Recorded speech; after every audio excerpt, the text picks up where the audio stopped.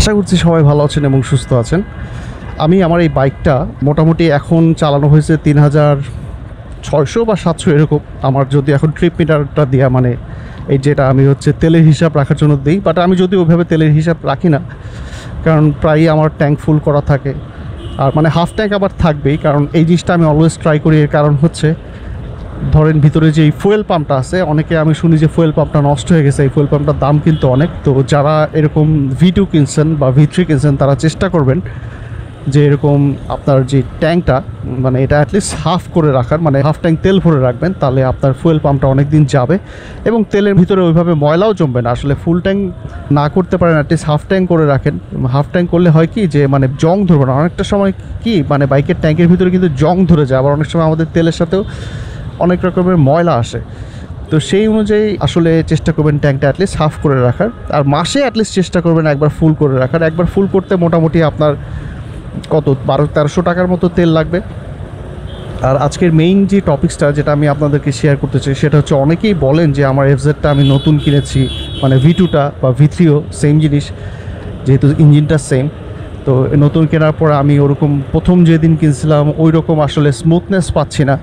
তো এই ব্যাপারটা নিয়ে একটু আজকে আপনাদের সাথে যদি আমি শেয়ার করি। প্রথম যেদিন আপনি বাইক কিনছেন, ইভেন ইফ আমারটাও যেদিন আমি প্রথম মানে চাবিটা দেওয়ার পর পিক আপ দিছিলাম রাস্তায় বাইকটা নামায়, মানে মাথাটা ওই সময় নষ্ট হয়ে গেছিলো যে এত স্মুথ কীভাবে হয়। বাট এই স্মুথনেসটা স্বাভাবিক, মানে আপনার বাইক তো এটা আসলে পুরান, মানে হবেই পুরান, বলতে পুরান তো হবেই, ইউজ করতে করতে পুরান হবেই, তখন কিন্তু এটার পারফরমেন্সটা হালকা ড্রপ করবে। আর আমাদের বাংলাদেশের যে রাস্তা, এটা তো আসলে মাখন রাস্তা না। মাখন মানে বুঝেন, মানে মাখনের মতো প্লেন রাস্তা না। তো সেই কারণে আপনার এক্সপেকটেশনটা মানে মাখনের মতো রাখা যাবে না, মানে এটা আসলে একটু পারফরমেন্স ড্রপ করবেই। কারণ এই ভাঙাচোরা রাস্তায় চালাতে চালাতে সব ঝনঝন হয়ে যায়, তখন ওই স্মুথ ভাবটা থাকে না। বাট মেইন যে বিষয়টা আমি শেয়ার করতে চাই সেটা হচ্ছে, আপনারা জানেন যে ইয়ামাহা শোরুম থেকে বলে দেয় যে 2000 কিলো পর্যন্ত ব্রেকিং পিরিয়ডটা মেনটেন করার। এটা কিন্তু আসলে মানে সবার মানা উচিত আমার মনে হয়। মানে এইটা কেন মানা উচিত আমি একটু যদি বলি, যে এই যে এই 2000 বা 2500 যে যাই বলুক, বা 1500 আমি বলবো না, সাজেস্ট করবো না, 2000 পর্যন্ত অ্যাটলিস্ট যদি আপনারা এইভাবে চালান, তাহলে কেন আমি বলবো যে বাইকটা অনেক দিন লং লাস্টিং করবে। কারণ এই সময় মানে ওকে আপনি যেভাবে হচ্ছে মেনটেন করবেন, ওর যন্ত্রপাতিগুলো ওইভাবে শেপ হবে। কারণ ভিতরে কিন্তু এখন একেবারে নতুন চকচক সব জিনিস, এবং ওগুলোর কিছু অংশ মানে ক্ষয় হয়ে ওটা একটা ব্যালেন্সে চলে আসবে, মানে একটা জায়গায় চলে আসবে, এরপরে ওইটা স্টেবল থাকবে। তো এখন যদি আপনি ওইভাবে মেনটেন করে বাইকটাকে চালান, মানে 50 স্পিড বা 55, আমি 55 সাজেস্ট করবো না, 50-এর ভিতর রাখেন এনাফ। ঢাকার রাস্তায় কিন্তু 50 স্পিড এনাফ। তো ওই 50 স্পিডের ভিতরে রেখে যদি আপনি বাইকটা অ্যাটলিস্ট 2000 বা 2500 কিলো পর্যন্ত চালান, আপনি অ্যাটলিস্ট 2000-ই চালান, কোনো সমস্যা নেই, তাহলে দেখবেন যে এই যে আপনি স্মুথনেসটা বললেন প্রথম দিন যেরকম স্মুথনেস পাইছি, তারপরে এখন ওরকম বাইক স্মুথ না। এগুলো কিন্তু খুবই মানে রিস্কি একটা যানবাহন। এই যে মাঝখানে এই নাটটা এটা খুলে যায়, আমি একবার দেখছিলাম। এই গাড়িগুলোর পিছে কখনোই থাকবেন না, হাইওয়েতে বিশেষ করে এটা মাঝখান দিয়ে খুলে যায়, তখন আপনি স্পিডের পিছে আসেন, তখন ধাক্কা একটা লেগে শেষ, অ্যাক্সিডেন্ট, মানে ইঞ্জিনটা মানে পিছের ক্যারিয়ারটা খুলে চলে আসবে।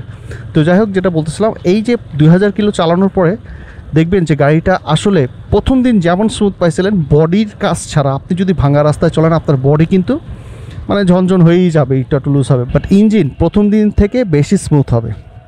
মানে আমি এটার আসলে মানে আউটপুটটা পাচ্ছি, মানে আমার বাইকে ফার্স্টের দিন যেরকম স্মুথ ছিল এর থেকেও এখন বেশি স্মুথ। কারণ ওই যে আমি অনেক কষ্ট করে, মানে অনেক ধৈর্য ধরে, আসলে এটা মানে ধৈর্যেরই একটা ব্যাপার, আসলে এই ব্রেকিং পিরিয়ডটা মেনটেন করছি। এবং এই ব্রেকিং পিরিয়ডটা মেনটেন করার কারণে আজকে যে আমি পারফরমেন্সটা পাচ্ছি, এটা মাথা নষ্ট, মানে মাখন একটা ইঞ্জিন থেকে পারফরমেন্স পাচ্ছি। তো আপনারা যদি এই মাখন পারফরমেন্সটা পাইতে চান, তাহলে কিন্তু আপনাদের ওই একটাই সাজেশন, মানে মোবিলটা 4টা চেঞ্জ করে ফেলেন, বা যেটাই 3টা করেন। আমি 3টা করছি, অনেকে 4টা করে, তো এটা ব্যাপার না আসলে। বাট 1টা-2টা চেঞ্জ করে না, কারণ আমার সাজেশন থাকবে অনেক বেশি খাট যেহেতু ইঞ্জিন থেকে বের হয়, মানে মোবিলটা থেকে অনেক, মানে দেখবেন যে অনেক কালো হয়ে আছে, এরকম না।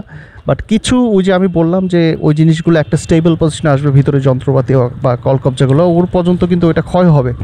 ওই ক্ষয়গুলো হয়ে যে খাড়গুলো সেগুলো মোবিলের সাথে মিশে যায়, তো ওগুলো ফালায় দেন। এবং ফিল্টারটাও 2-3টা অ্যাটলিস্ট চেঞ্জ করেন। আর এই 2500 কিলো মেনটেন করে চালান, তারপর দেখবেন মানে চেষ্টা করবেন একবারও না উঠাইতে। আমি কিন্তু আসলে একবার মানে 70 উঠায় ফেলেছিলাম, বাট ওটা আমার ভুলের কারণে, আমার কিছু করার নাই। আমি বলছিলাম আমি একটা খুব রিস্কি রাস্তা ছিলাম গাজীপুরের, বাট ওই সময় আসলে ওই রাস্তার ডাকাতি হয়, তো যার কারণে একবার আমার 70 উঠাইতে হয়েছে। তো এর বাদে আমি কোনো দিনও মানে 55 স্পিডের উপরে মানে আমার বাইকে উঠাই নাই।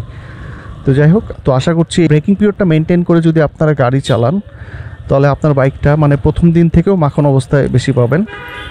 আর আমি মোটামুটি অফিসের দিকে চলে আসছি। আজকের ভিডিওটা এখানেই শেষ করছি। আশা করছি আমার ভিডিওগুলো আপনাদের ভালো লাগছে, কীভাবে আসতেছে।